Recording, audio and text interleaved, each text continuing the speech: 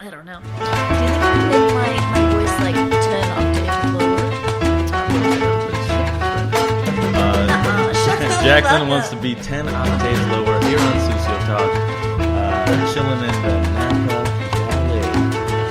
Valley. Once again with Jacqueline Dasha, the CDC of the restaurant at Meadowood, which is right now in traveling mode as they rebuild from the tragic fire that happened 1 year ago. Jacqueline, how are you?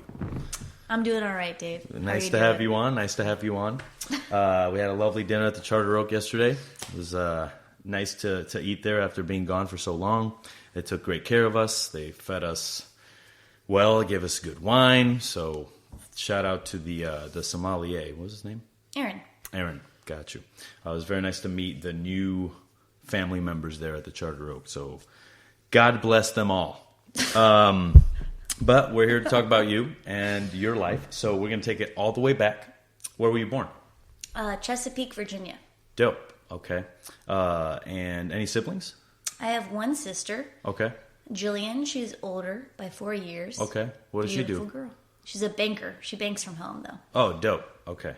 Is that because of pandemic? Did she used to work at a bank, or she always banked from home? She used to work at a bank. Because of the pandemic, she was able to transition to working from home, which suits her much better, actually. Yeah. Okay.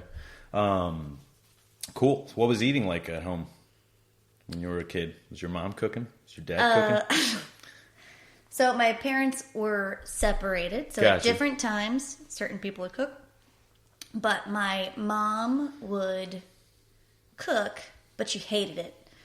So she worked in Jacksonville, Florida, which was about an hour away. So I was born in Chesapeake, Virginia, but we moved to Camden County, Georgia when I was 6. Mm-hmm. And my mom would cook, but she was really bad at it, and she really hated it, and she burned food a lot. So me and my sister started cooking for ourselves a lot. My mom worked. She worked long hours. She'd get home later. She was tired, and then she would just cook some really burnt chicken. So we transitioned to a lot of semi-homemade foods at a very young age. Got you. How young were you cooking? My sister started at first, but it was with very, suddenly pasta salads and hamburger helpers style cooking. Got you. So cooking's a very loose term, but she was 11 and I was 7. Okay, got you. And then when do you sort of start getting in there? I started cooking when I was probably 10. 10 okay. Years old. What were the first few things that you were making? Oh, shrimp scampi was my specialty at a very young age. All right, there you go. That's dope. Spaghetti, really basic shit, but I thought it was... Yeah, top notch. I thought it was second to none. Yeah. Did you have any interests when you were a kid? Did you play sports in school, or was, Yeah, actually, when I was really young, I did all of the sports, but they tapered off, and I was swimming until I was about, 12 or so. 12.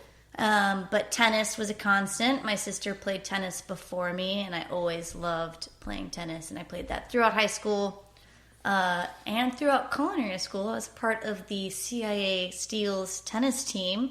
Whoa, crazy. They had a tennis team. Wild. I guess we had a pretty prominent volleyball team at my culinary school. No, Johnson and Wales actually had a tennis team too. Did they? Yeah. Did you guys play them? No, but they were too far away. Oh, yeah. But they offered me a scholarship to go and play tennis at Johnson and Wales. It was like a $2,500 scholarship. It's not a fucking full ride, but it was still something. So yeah, they for didn't sure. give me shit. Why did you not take it? Because you had already your eyes were set on the CIA. The dorm situation. Got you. At Johnson and Wales. Did you tour? I did tour. Okay, you did the tour. Got you. I toured Johnson and Wales. I toured CIA. Where I really wanted to go before I actually visited was Le Cordon Bleu, because I really wanted to live in Boston. I had a lot of family in Massachusetts, and I loved Boston as a city. But we toured the Boston campus of Le Cordon Bleu as they were basically just no longer about to be existing, all these empty office buildings, and I was just like, this isn't a fucking school. What is going this on? Is not, the guy that gave us the tours, he was like, so are you gonna come here or not? Yeah. I was just like, I'll think about it. And then Johnson & Wales, the school looked really good until they did the dorm tour, which they did something really fun where they toured people's dorms as they were living in them. Yeah. Do you remember this? Yes, I do. And I think they were always banking on the people not being there physically. Yeah, but every time they opened the door, it'd be like some dude in his boxers, and you're like, oh, he showed up. Hey, what's up? It was like 4 people in this dorm. Yeah. It was like 4 people, 4 girls just like exhausted, and I was just like, what the fuck? Like 2 side-by-side bunk beds. I was like, yeah. Smell like ham sandwiches in there. You're like... I was like, dude, I understand I'm going to have a roommate. Yeah. But 3 other girls, this is a lot. I'm going to need a little bit of privacy. So I passed on that. That was a hard pass. Got you. When did you know you wanted to go to the CIA or culinary school in general? So culinary school, I knew pretty early. I don't know, 10th grade in high school is when I really had my sights set on being a cook. And then when I knew I wanted to go to CIA, because I had never heard of it until the reps from other culinary schools would come and speak to my home ec class or whatever, which blew my mind. But then I started doing my own research, saw the CIA, and I was immediately just like, I'm not going to this school. It's way too expensive. Yeah. But then I did the tour of the 3 culinary schools that I decided to tour. I mean, there are great culinary schools elsewhere, that's for fucking sure. Mm-hmm. But CIA stole my heart. It looked like Hogwarts. It was all in the snow. And I was 18. 17. Yeah. 17. Got you. So Hogwarts. Yeah. So you were like, I'm going to the School of Wizardry. I was still like, I can't afford this fucking school. Yeah. At that point, had you cooked professionally? Like, did you have a job cooking? Okay. No one in my hometown would hire me to cook until you turn 18 years old. Got you. So what was your first jobs? My first cooking experience was actually at a hospital. Because they would let you start there if you were under 18. Right. Because I was a part of the very cool Volunteer program. Oh, Volunteer. Yes. Wow. Volunteer. So I was like stocking shelves and mopping floors and preparing the salads for this cafeteria. Cool. In the hospital in my hometown. Yeah. But was actually very interesting because I would also take in calls. And if you've ever worked in like an institutional, a place where you have to cook institutional food and it's really dependent on what people can or cannot eat, it's a very different way of cooking. So it was really interesting to see like the different sheets that were prepared. It would be like, this person's on a liquid diet, whatever. This person's on a 800 calorie a day diet. They can have only these things. They can only have these 1,600 calories worth of food or vice versa, and it goes in tiers and what they can and cannot eat. Yeah. So that if the person calling in would try to order something off their diet, I had to just be like, I'm so sorry, sir, you can't have that. Oh, really? Yeah. Wow. Or I shouldn't say that. It wasn't that direct, but it was like according to your diet, according to the issues that you're having, health-wise, you should not be eating these things. And it'd be kind of like, do you really still want to order this? And they'd always be like, yes. And then, you would hear the loved one in the room take over the phone. They're like, no. Yeah, that's funny. So you're dealing with this at a very young age, So when you get up to the CIA, what's that like for you? Like, you get to school, you get dropped off at college by your parents, right? Is that how it went? Yeah, my mom drove up with me to culinary school, but I did the volunteer program when I was still in high school, and after I graduated, when I finally turned 18, I worked at a Ritz-Carlton on Amelia Island, Florida. Okay. Was that the summer before college? Yeah. Okay. Yeah. Gotcha. So I postponed going off to culinary school a little bit to have some experience. Real working experience. Got you. Like, the volunteer program would have technically counted if I would have put that into my resume for CIA. They require some work experience. I don't know if they still do. I think it was like 6 months. Yeah. Yeah. So that would have counted, but I knew that it wasn't the same as working in a restaurant. Yeah. So I waited until January of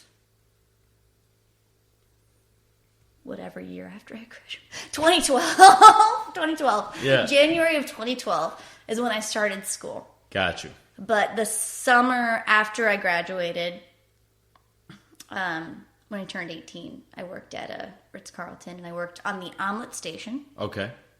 This was about 45 minutes away from where I grew up from, so it was super weird. I'd had to wake up at like 4 a.m. Yep.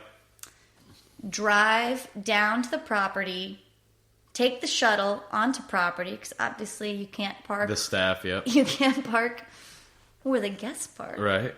Shuttle onto property, change out into your whites, all that shit, and then you get up to the kitchen. You set up the omelet bar as part of the like breakfast buffet, which is an everyday buffet. And this is in high season. And I had never had any real cooking experience at all. Right. And they wholly left me to myself, to my own devices for this thing, essentially. I had 1 day of training, and it was from someone who did not typically work there. It was from, God, I wish I remembered. I think his name was Andrew, and he worked in the banquets department. But he was like, I worked at Waffle House for 20 years, though, so relax. I'll be able to show you how to cook an omelet. Yeah. So he showed me a great way to work. Yeah. But the very wrong way to run this station, right. I would find out very shortly. And so I'm just left to my own devices after that, just cooking omelets, and this is in high season at a very popular resort. 2 burners, very long lines on both sides. Yeah. But, so you're like in the front and center. Front and center, just fucking people's food up. Yeah. And they can see it happening before their very eyes. But it only lasts for about 2 days where I was god-awful. And then I kind of get the hang of it. Got you. Okay, so you quickly acclimated, got the hang of it, did that for the whole summer. Yeah. So got your ass kicked. Yeah. And then you go up to the CIA. Yeah. And then how are the classes structured there? That, I never went. Super weird class structure, but actually worked very well in a way. They're only 3 weeks long. Okay. Most of the classes, I should say. So you start out, and honestly, each campus is different from the other. So I can't speak to the entire CIA because for some reason there's no standardization between schools. Gotcha. But so you're in culinary fundamentals for the first 18 weeks of school. Yeah. And during that time, you have your like classroom classes as well. So you have like health and food safety. You have culinary math, which was a joke. Right. It's like 16 ounces is what? Yeah, like, basically. Oh, it's a pound, huh? Basically, yeah. It was, yeah. And then there was strangely just like a literature class. I was just like, I don't understand how this is a part of the... Yeah. Was it food writing? Not even. Hell no. We were like reading Othello. Yeah, It made no sense, but I did appreciate a little bit of actual education. Yeah. I shouldn't say actual education. I appreciated the CIA a lot, and I had a lot to learn there, for sure. But was there any chefs, instructors that like stood out to you that you still talk to or anything like that? I haven't really kept up with anyone personally. Like, they're on 3-week rotations. It's very hard to have a personal relationship, even though these are very small groups. I really enjoyed Chef Pardis's class. I had him for Cuisines of Asia. And I really enjoyed Chef Zifchek, and I had him for Cuisines of the Mediterraneans. Right. So I really enjoyed certain chefs. I really liked Chef Barry, who was my culinary fundamental chef. For different reasons. Yeah. You know, it's a very different person to be an instructor at a culinary school and to be the chef in a restaurant, I feel like. Even though these are obviously all seasoned chefs, they've all been the chef of a restaurant. But I feel like this is definitely a better avenue for them. Right. But Chef Pardis, I think, was my favorite